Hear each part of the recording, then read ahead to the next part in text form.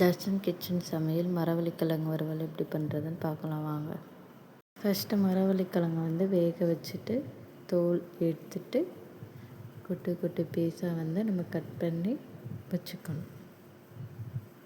இப்போது அடுப்பை ஆன் பண்ணி எண்ணெய் விட்டு எண்ணெய் காயட்டும். காஞ்சதுக்கப்புறம் 2 டீஸ்பூன் ஜீரகம், 1 டீஸ்பூன் கடுகு ஆட் பண்ணணும். நல்லா வெடிக்கட்டும்.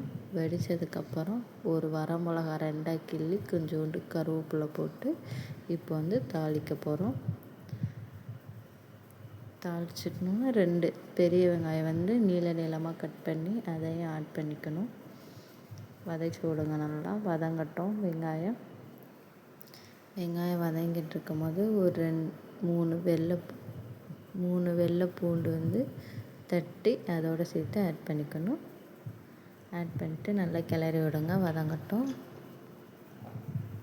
கொஞ்சம் வெங்காயம் வதங்கி வரும்போது நம்ம இப்போ என்ன பண்ணணும்னா மஞ்சத்தூள் 5 மினிட்ஸ் நல்லா வெங்காயம் நல்லா வதங்கட்டும். வதங்கினதுக்கப்புறம் கொஞ்சோண்டு மஞ்சத்தூள் ஆட் பண்ணணும். ஒரு சிட்டிகை அளவுக்கு மஞ்சத்தூள் 1 டீஸ்பூன் இல்லை 1/4 டீஸ்பூன் ஆட் பண்ணிட்டு நல்லா கிளறி விடுங்க.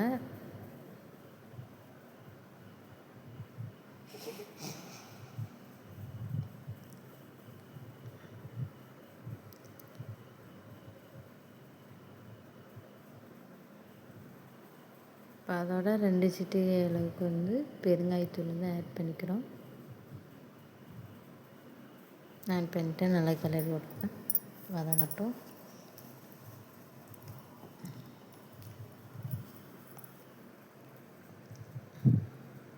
இப்போ வதக்கிட்டு இருக்கும்போது நம்ம வீட்டில் மிளகாத்தூள் அரைச்சி வச்சுருக்கோம்ல, அதில் உங்களுக்கு காரக்கு ஏற்றாப்புல 1 டீஸ்பூன் இல்லை 2 டீஸ்பூன் போட்டுக்கோங்க.